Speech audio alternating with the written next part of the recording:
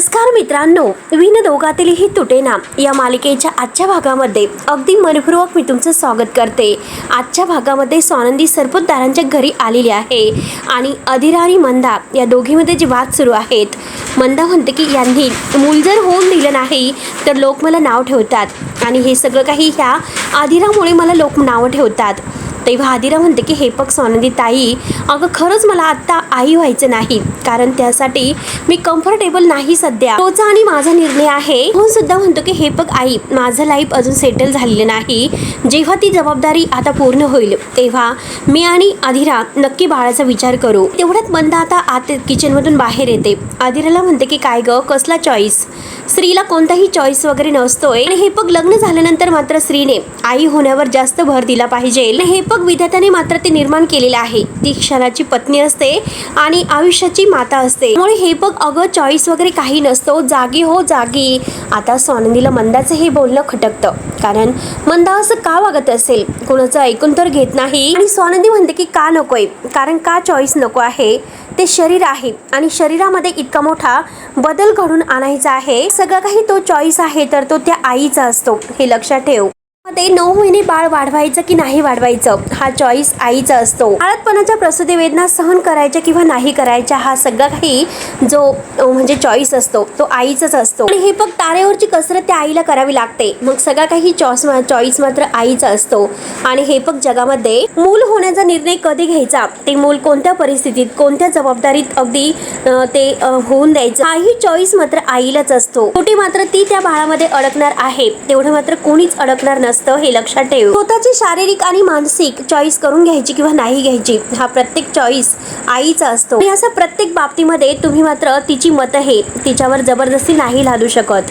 त्यावरती मंदा जोरात ओरडते। मंदा म्हणते की अरे आपण समाजामध्ये राहतो। तेव्हा स्वानंदी म्हणते की हे बघ आई, तू काय समाज याचा समाजाचा विचार करते, अगं समाज त्या बाळाची जबाबदारी घेण्यासाठी नाही येणार आणि त्याला सांभाळायला सुद्धा, आणि जे काही निर्णय आहे ते प्रत्येक आईचे असते आणि आपण मात्र अगदी एक फॅमिली म्हणून ते सर्व सहन करून घ्यायला हवेत, आपण तिला सपोर्ट करायला हवं। तेव्हा मंदा म्हणते की म्हणजे तुला काय म्हणायचं की मूल होऊनच द्यायचं नाही? स्वानंदी म्हणते की नाही, अजिबात नाही, असं मी अजिबात म्हणलेले नाही, मी फक्त इतकंच तुला सांगते की मूल व्हायचं जेव्हा तिला निर्णय तिच्या मनाला वाटेल मूल होण्याचा, तेव्हा ते सगळं काही निर्णय तिच्यावर अवलंबून असतो। त्यामुळे आई प्लीज, आणि अजून जर 5 वर्षांनी त्यांनी मूल होण्याचा निर्णय घेतला तर त्याच्यात काय फरक पडतो?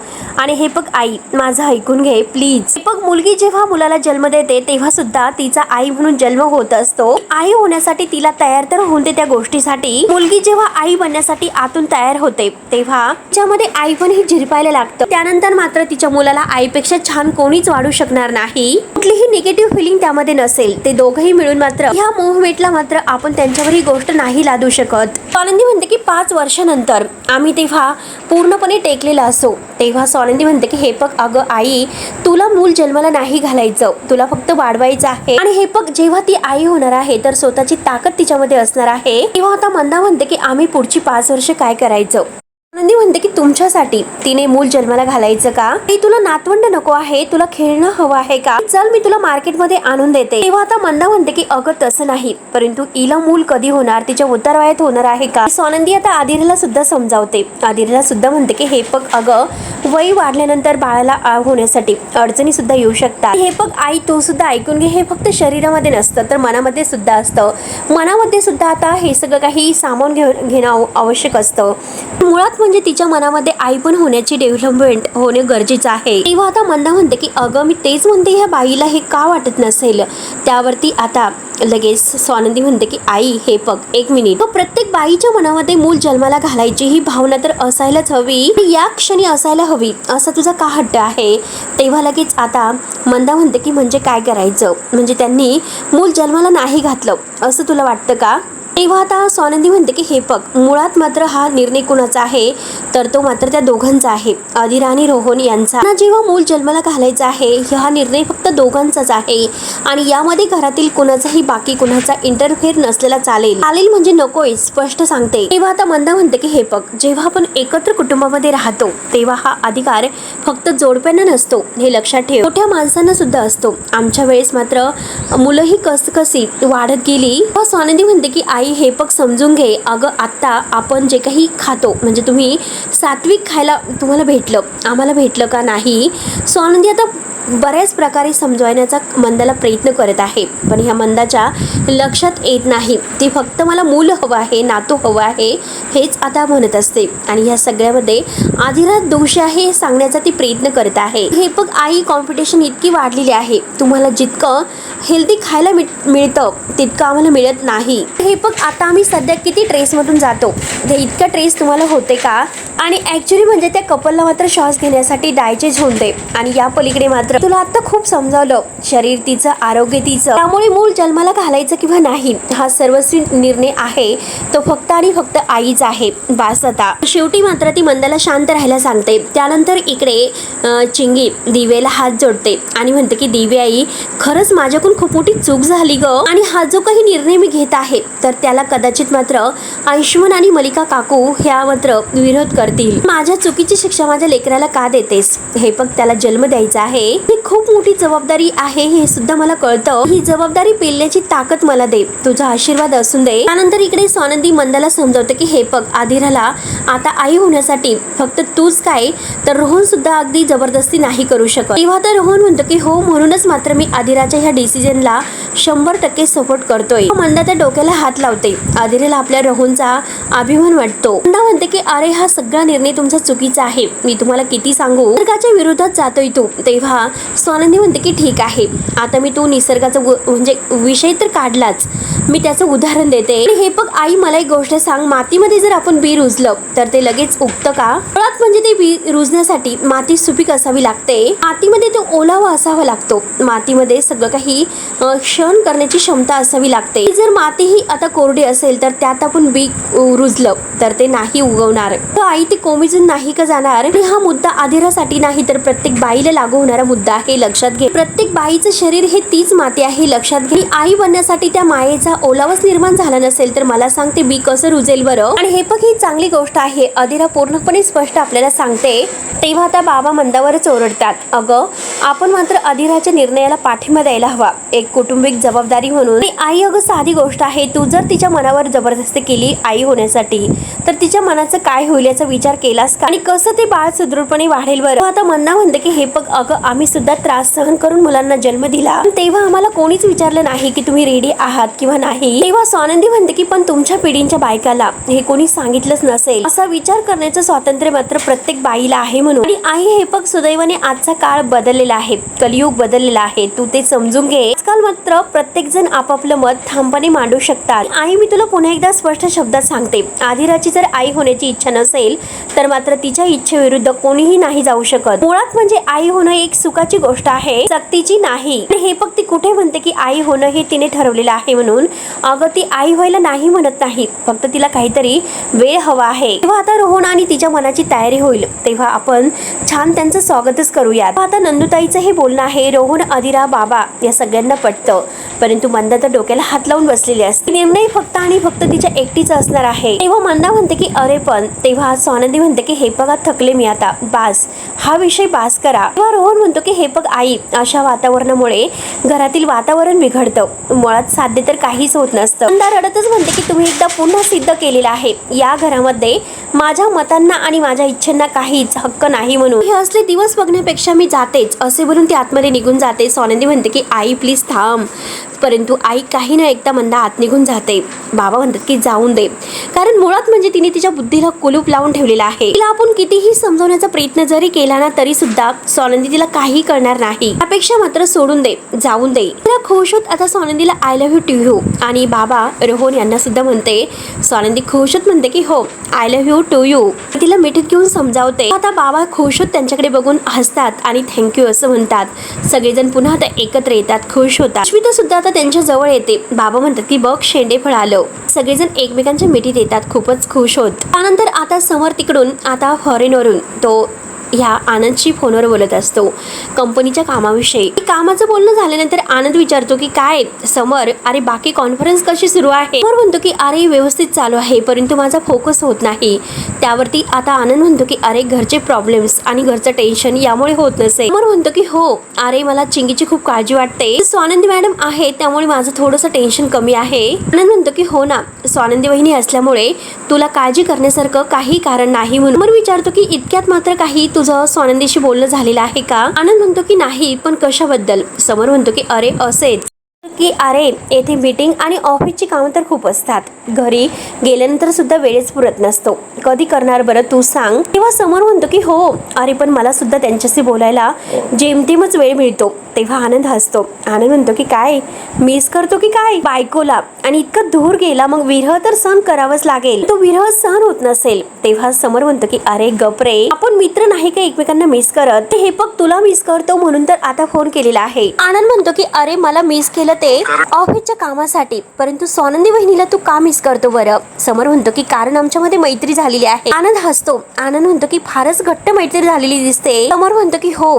अर्थात दिवसभर आम्ही एकत्र असतो, गप्पा मारतो. आणि हे बघ मी त्यांना फोन केला, त्या फोन उचलत नाही, म्हणून मी निकिताला फोन केला. ते दोघे एकत्र असतात, ती सुद्धा फोन नाही उचलत. ती गंमत म्हणजे मला आदिराचे 2 फोन मिस कॉल येऊन गेलेत, परंतु मी तिला फोन केला पण ती सुद्धा फोन उचलत नाही. आणि मला हेच कळत नाही की नक्की तिकडे काय सुरू आहे. तेव्हा आनंद म्हणतो की ठीक आहे, मी स्वानंदी वहिनीला फोन करायला सांगतो. समर म्हणतो की राहून दे, मीच थोड्या वेळाने फोन करतो. बरं ठीक आहे, मी तर निकिताला सांगतो की स्वानंदीकडे जरा चक्कर मारून ये म्हणून. आता समर थँक्स म्हणतो. आनंद म्हणतो की वेलकम, आणि मैत्रीसाठी मला इतकं सर्व काही करावं लागतं ना. बाय करून आता ते फोन ठेवतात. त्यानंतर इकडे आधिरा मात्र स्वानंदीला म्हणते की नंदुताई तुला काय वाटतं बरं, आई समजून घेतील का. स्वानंदी म्हणते की हो, तिने समजून घ्यायलाच हवं, कारण आपण तिच्याशी बोललो. आणि हे बघ आधिरा, अगं नको टेन्शन घेऊ, मी बोलेल तिच्याशी. हे बघ आधिरा, अगं थोडंसं जरी ऐकून घेतलं तर काय बिघडेल, आईच आहे ना शेवटी. बाबा म्हणतात की अगं घरामध्ये शांतताच टिकून देत नाही, काही ना काही उपद्रव तिचे सुरूच असतात. आधिरा म्हणते की हे बघ नंदुताई, आता घरामध्ये जरी काही झालं तर माझं मी हँडल करेल. बाबा म्हणतात की अगं आम्ही आहोत ना सगळेजण, आणि तुला सांगतो पुढच्या वेळेस मात्र तिची दादागिरी सहन करायची नाही. आणि बाबा आता नंदूला म्हणतात की नंदू हे बघ तू आता निघाली तरी चालेल, आणि हे बघ तुझ्या घरी काही कमी अडचणी नाही, चिंगी आहे तिची काळजी तुला घ्यावी लागेल, तू खरंच येथे असायला हवी. तेव्हा स्वानंदी म्हणते की हो यस. आणि हे बघा जरी तुम्हाला काही वाटलं, तेवढ्यात मात्र समोरचा कॉल स्वानंदीला येतो. स्वानंदी फोन उचलते आणि समोर म्हणतो की काय बिजी आहात का. स्वानंदी म्हणते की नाही हो बिजी नाही, बोला ना काय हवं, काय चाललं. म्हणून दोघं एकमेकांसाठी विचारतात. तर आधिरा आणि रोहन एकमेकांना खुणवतात. नक्की ह्या दोघांचा फोन आहे. आनंदी म्हणते की तुम्ही वेळेत खातात ना, पाणी वगैरे पित राहा. समोर म्हणत असतो की काळजी करू नका, सगळं काही व्यवस्थित घेतोय. आता आधिरा आणि रोहनला हसू येत असतं. आणि हे बघा मला सांगा बरं चिंगी कशी आहे. तेव्हा आता समोरने विचारल्यानंतर स्वानंदी म्हणते की चिंगी ओके आहे तिच्याबरोबर आता या क्षणाला नाही, पण मी तिच्या सोबतच असते. तर समोर विचारतो की आता कुठे आहात. स्वानंदी म्हणते की इथे घरी बाबांकडे आलेले आहेत. आणि समोर विचारतो की आधिरा ठीक आहे ना, कारण मी तिचा कॉल घेतला नाही. स्वानंदी आधिराकडे वळून पाहते आणि म्हणते की हो ते ठीक आहे आणि सगळं काही ठीक आहे. समोर म्हणतो की अहो तिने मला 2 मिस कॉल केले होते म्हणून मी विचारलं सगळं ठीक आहे ना. आनंदी म्हणते की हे बघा मी सॉल्टेल केलं म्हणजे सोडवलं भांडण त्यांचं. तर समोर म्हणतो की म्हणजे परत तुमच्या आईशी भांडण झालं बहुतेक. आणि आता स्वानंदी म्हणते की हे बघा अहो त्यांचं म्हणजे आता बाळ होण्यावरून म्हणजे थोडेसे वाद झालेत, परंतु आता मी आईला सुद्धा समजावलं, कारण आधिराचा चॉईस आहे तो. जेव्हा तिच्या मनाची म्हणजे परिस्थिती निर्माण होईल तेव्हा ती तो निर्णय नक्की घेईल. आता हे वातावरण शांत झालेलं आहे असं वाटतं, तरी सगळं काही कंट्रोलमध्ये आहे, त्यामुळे तुम्ही प्लीज स्ट्रेस वगैरे घेऊ नका. हे बघा अहो ऐका ना, तुम्ही घरी कधी येतात असं विचारते, ते पण लाजतच. रोहन आणि आधिरा मात्र आता खूपच हसतात. समोर म्हणतो की हे बघा माझा प्रयत्न आहे लवकरात लवकर येण्याचा, पण येथील काम मात्र संपत नाही. स्वानंदी म्हणते की ठीक आहे तुमच्या वेळेनुसार तुम्ही सावकाश येऊ शकतात. स्वानंदी म्हणते की हे बघा मिस यू, मला खरंच तुमची आठवण येते. तर आधिरा आणि रोहन तर खूपच हसतात. समोर म्हणतो की बरं ठीक आहे लवकर येतोय, पर्यंत स्वानंदी फोन कट करते आणि तिच्या चेहऱ्यावर वेगळाच आनंद असतो. आधिरा लगेच आता तिची गंमत करायला येते की मिस यू अँड ऑल. तर स्वानंदी म्हणते की अगं असं काही नाही, फक्त आमच्यामध्ये छान मैत्री झालेली आहे, बाकी काही नाही. आधिरा म्हणते की ओके अगं पण मग प्रेम सुद्धा होऊन दे. रोहन म्हणतो की एकदम बरोबर आहे. स्वानंदी म्हणते की अरे तू गप्प बस, म्हणून ते आता स्वानंदीला चिडवतात. तेव्हा आता स्वानंदी म्हणते की मी निघते. तर आधिरा म्हणते की थँक्यू. आईला तू खरंच किती छान हँडल केलं, तुझ्याशिवाय खरंच कुणालाही नाही जमणार. कोण म्हणतो की खरंच ताई तू ना आमचे क्लासेस घ्यायला हवेत, आईला हँडल कसे करायचे यावर 21 उपाय आहेत. आणि आदिरा म्हणते की चल आता आपण तुझी फेवरेट गुल्फी खायला जाऊयात, आईस्क्रीम गुल्फी. रोहन म्हणतो की तुम्ही दोघी जा, तसंही मला या घरात कोणी विचारतच नाही. आदिरा म्हणते की अरे प्लीज. आणि आता आदिरा आणि स्वानंदी मात्र त्या गुल्फी त्या आईस्क्रीम पार्लरजवळ येतात आणि तेथे मात्र स्वानंदीच्या आवडती कुल्फी घेतात. आणि तेवढ्यात दोघी तिथे मस्त कुल्फी खायला बसतात बाकावर. तर आदिरा म्हणते की नंदुताई तुला एक गोष्ट विचारू का? अगं आई तुझ्याशी असं का वागतात बरं? तेव्हा लगेच स्वानंदी विचारते की असं म्हणजे तरी सुद्धा तू हँडल केलं, मला खरंच त्यांचा राग आला होता.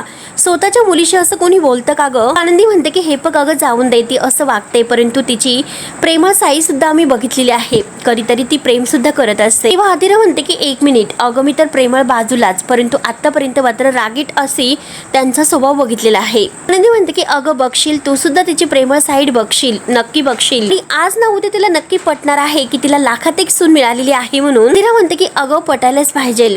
तेवढे ते दोघी तिथे गप्पा करत असतात आणि चिंगी तेथे दिसते. तेव्हा स्वानंदी म्हणते की चिंगी तू इकडे काय करतेस? ती म्हणते की वहिनी तुम्ही, आणि हाय आदिरा ताई तुम्ही कशा आहात असं विचारते. आदिरा म्हणते की हो अगं मी बरी आहे, तू कशी आहे, बरी आहेस ना? आनंदी म्हणते की अगं मी तुला आराम करण्यासाठी सांगितला होता, मग तू बाहेर का फिरतेस? गेल्या काही दिवसापासून तुझी खरंच खूप दगदग होते, बाहेर पडल्यानंतर तुला बरं वाटतं का?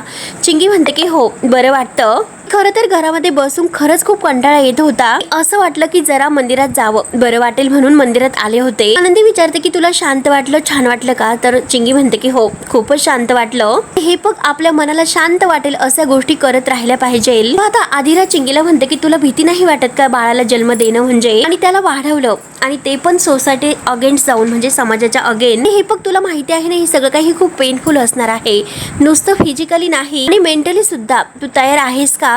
तेव्हा चिंगी म्हणते की हो आदिरा ताई तुमचं म्हणणं बरोबर आहे, मी माझ्या बाळासाठी लढायला तयार आहे आणि मी त्याच्यासाठी लढणार आहे. आदिरा स्वानंदीला म्हणते की खरंच मला चिंगीचा अभिमान वाटतो, कारण बाळाला जन्म देण्यासाठी ती आता खरंच परफेक्ट तयार आहे. माझ्याबद्दल सांगते की मी खरंच मानसिकरित्या तयार नाही म्हणून. आता स्वानंदी तिला समजावते हे बघ तुझं जरी लग्न झालं असलं तरी सुद्धा बाळासाठी तयार असणं हे गरजेचं नाही. आणि आता स्वानंदी म्हणते की मला तुम्ही दोघी जणी खूपच आवडतात, म्हणून दोघींना सुद्धा माझा सपोर्ट आहे, म्हणून त्या तिघी एकत्र येऊन एकमेकांना मिठी मारतात. तेवढ्यात मात्र त्या सपनाचा कॉल आलेला असतो आणि एका क्लायंटला भेटण्यासाठी ती मात्र स्वानंदीला जायला सांगते.